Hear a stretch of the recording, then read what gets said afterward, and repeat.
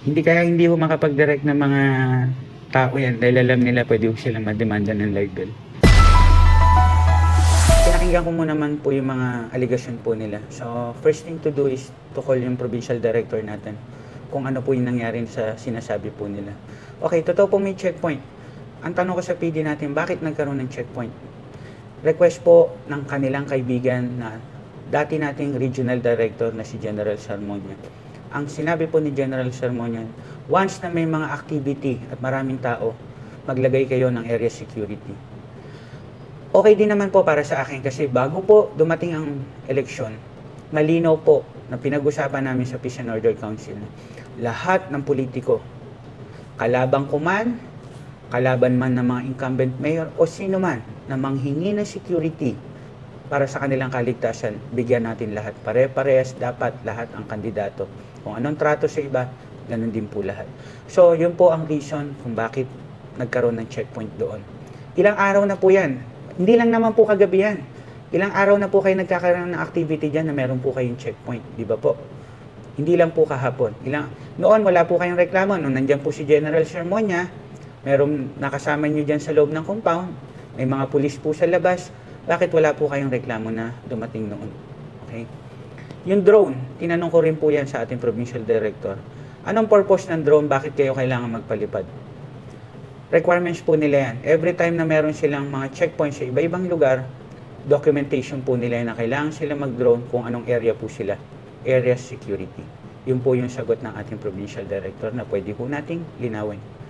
Ngayon, yung LTO po na sinasabi ninyo, national agency po yan, nililinaw ko. Hindi po under ng provincial government yan. Mga professional po yung mga tao na yan. Tinanong ko po sa mga pulis natin, bakit nagkaroon ng hulihan? Ang hinuli po ng mga LTO is yung lahat ng out of line. So, ibig sabihin, dumaan sa harapan nila, yung mga out of line, hindi naman ho sila pwedeng magpikit-pikitan. Dahil, ang nangangampanya, ang utos ng Panginoon. Hindi po dapat yun. Ibig sabihin, lahat po tayo pantay-pantay dapat. Parang EDSA lang po yan. Lahat na nagka-counterflow, gumagamit ng mga busting, binabash po natin lahat yan. Kahit sino pa hong tao yan. Congressman man yan, o anak man ni ganito, o sino, pare-parehas po ang in-implement ng national government. Siguro sa LTO, ganun din po yan. Pare-parehas lang po ang in-implement po nila. Alam niyo po, meron ho tayong proseso doon sa pagkuha ng permit, lalo na ngayong kampanya. Gagawa ko tayo ng request sa mga municipal mayor at kung saan lugar, kung anong activity po ang gagawin ninyo sa mga bayan. Engineer Bailon, humingi ka ng permit mismo sa bayan namin sa Lubao, sa aking kapatid na Mayor SB. Di ba po, binigyan kayo ng permit? Nagamit nyo po yung covered court doon sa isang barangay, nakapag-meeting po kayo ng payapa. Walang gulo o anuman na nangyari po sa inyo.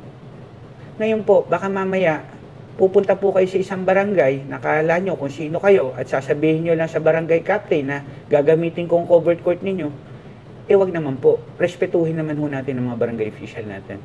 Kumuha kayo ng formal request. Yun ho ang sinasabi naman ng batas. Kumuha po kayo ng formal request. Pag hindi ho kayo pinayagan, tingnan ho natin dahilan. Kung mayroon ho kayong way na para kasuhan nyo po. Alam niyo po, Engineer Bailon, sa dami po ng trabaho namin, hindi ko na humagawa na sundan ko po kayo. At hindi po ako interesado na sundan kayo kung saan man po kayo magmi-meeting. Tingnan nyo po yung purpose. Baka mamaya, yung may-ari ng lupa, nagigising. Kung saan nyo po gagamitin ang property nila. Kung sa salita ng Diyos, baka po pwede po siguro, payagan po kayo. Baka po pamumulitika paninira yung ginagawa ninyo, kaya po hindi na kayo pinapayagan. Pakicheck nyo rin po yun. Alam nyo po, 2007 pa, na si Among Ed ang humahabol. Yan na po yung tagline ninyo 2010, 2013, 2019, 2022. Yan na lang po lagi ang tagline natin. Wala na po bang iba? Tayo pong mga nanunungkulan. Doon sa oras na sumumpa tayo sa katungkulan natin, kalahati po ng buhay natin nasa hukay na po. Yan, dahil ginagawa po natin yan dahil sa pagsiservisyo.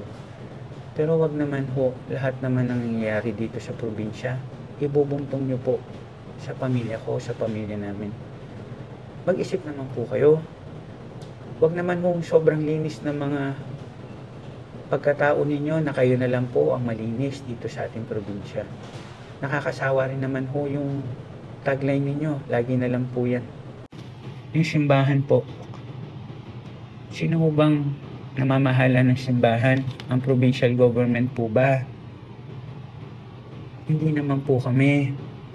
Ano po kaya ang purpose ninyo doon sa simbahan? Bakit hindi ho pinagamit ang simbahan sa inyo? Siguro po, unang-una, mong hindi na ho kayo pare para gamitin nyo pa ho yung simbahan. Hindi ko po alam kung anong dahilan, pero sana po wag nyo sa aming ibugtong yung sa simbahan. Marami po kayong mga kasama ang pare na pwede nyo pong tanongin kung bakit ayaw po nilang paggamit sa inyo ang simbahan. Alam niyo po, wala naman ibang kalaban yung mga yan kung di naman po kami. Hindi ko makapag-direct ng mga tao yan dahil alam nila pwede ko silang mademanda ng libel. Pero doon ho sa kadiliman, ever since naman ho, sila na lang po malinis dito sa probinsya natin.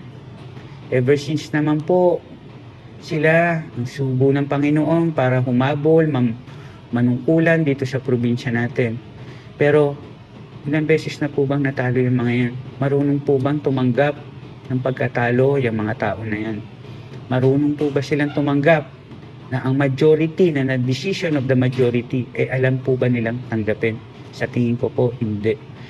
Among Ed, yung governor mo ngayon, nagkaroon ng statement ng mga nakaraan yan. Tanungin kita, dahil ikaw, banal ka rin naman po, galing po kayo sa simbahan.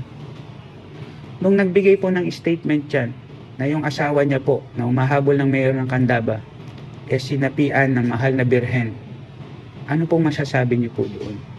Pinaniniwalaan niyo po ba yung kabanalan na sinasabi po niya? Kayo na po sumagot.